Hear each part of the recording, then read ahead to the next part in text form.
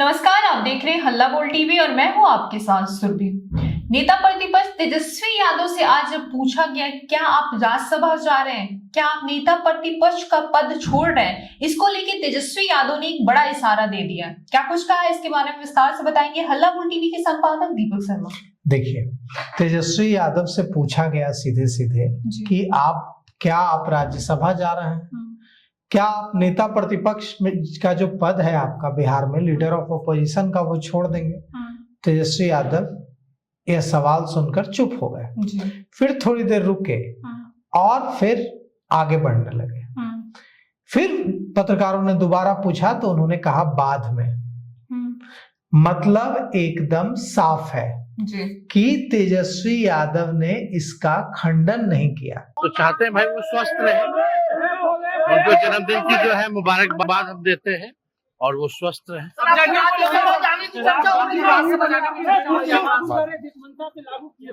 मंशा से लागू नहीं हो पाई शराबबंदी कानून। तेजस्वी यादव ने इससे इनकार नहीं किया।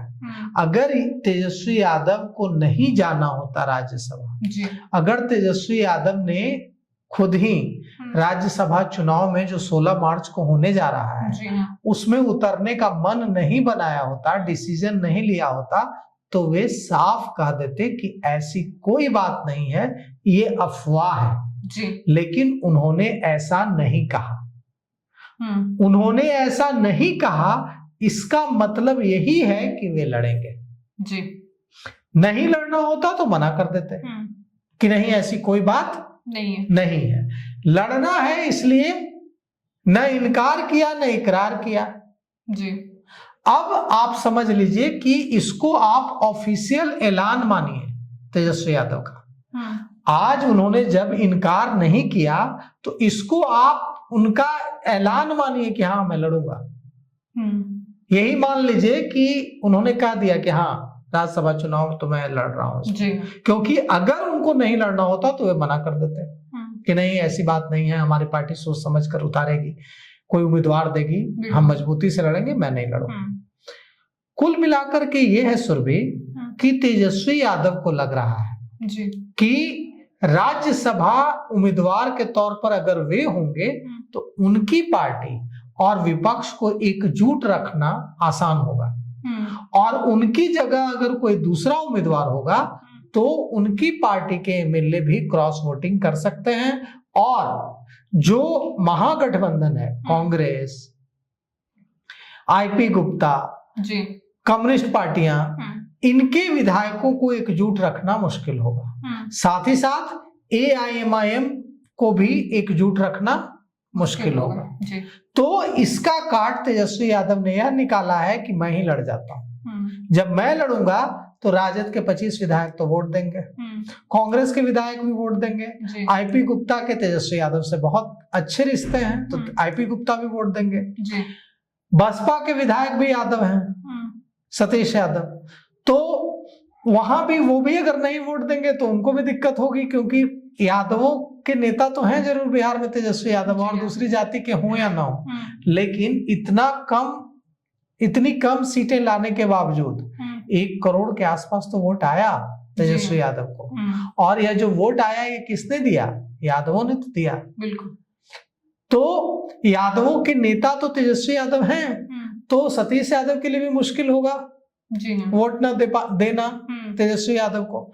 तो कुल मिलाकर के तेजस्वी यादव अगर उम्मीदवार होंगे तो उनके जीतने की संभावना दूसरे किसी उम्मीदवार से कहीं ज्यादा होगी। जरूरी नहीं है कि तेजस्वी यादव जीत ही जाएंगे, तेजस्वी यादव हार भी सकते हैं, क्योंकि एनडीए साम दाम दंड भेद हर तकनीक का, हर तरीके का, हर हथकंडे का इस्तेमाल करेगा। क्योंकि जो सत्ता में होता है उसके पास पावर होता है, कई तरह की शक्तियां होती हैं जिसका इस्तेमाल एनडीए के नेता करेंगे, क्योंकि राज्यसभा की सीट कोई छोटी मोटी बात नहीं है। एक राज्यसभा सीट के लिए तो जंग छिड़ जाती है। एक राज्यसभा सीट एनडीए कैसे छोड़ सकता है? नहीं, बिल्कुल। तो एनडीए को भी हार गंवारा नहीं है, और तेजस्वी यादव के उतर जाने से यह जो जंग है इस बार, यह जो चुनाव है 16 मार्च वाला, यह बहुत इंटरेस्टिंग हो जाएगा। और तेजस्वी यादव इसको समझ रहे हैं, तो तेजस्वी यादव ने शतरंज की बिसात पर जो चाल चली है, इसकी काट क्या एनडीए ढूंढ पाएगा? क्योंकि कोई नहीं सोच रहा था कि तेजस्वी यादव ऐसा कर देंगे। सबको लग रहा था कि तेजस्वी यादव हिना साहब को उतारेंगे ताकि एआईएमआईएम के 5 विधायकों का वोट लेना आसान हो जाए। दूसरे नामों पर भी चर्चा थी, लेकिन एडी सिंह पर भी चर्चा थी और दूसरे नामों पर भी चर्चा थी, लेकिन किसी ने ये नहीं सोचा था कि नेता प्रतिपक्ष का पद छोड़ने के लिए तैयार हो जाएंगे तेजस्वी यादव। राज्यसभा जाने का, राज्यसभा सांसद अगर तेजस्वी यादव होंगे तो नेता प्रतिपक्ष की कुर्सी जाएगी उनकी। और अगर नेता प्रतिपक्ष की कुर्सी कोई छोटी कुर्सी होती है, लीडर ऑफ अपोजिशन जो होता है सदन में, उसको कैबिनेट मंत्री का दर्जा होता है, कैबिनेट मंत्री की सुविधाएं होती है। जी हाँ। लीडर ऑफ अपोजिशन के पास कई तरह की ताकतें होती हैं जो संविधान ने लीडर ऑफ अपोजिशन को दी है, वो सब कुछ जाएगा तेजस्वी यादव के हाथ से। वे एक सांसद बनकर रह जाएंगे राज्यसभा तो, और राघोपुर की सीट भी जाएगी क्योंकि 2 सदन का सदस्य तो रह नहीं सकते हैं। राघोपुर में उपचुनाव होगा, बाईपोल होगा।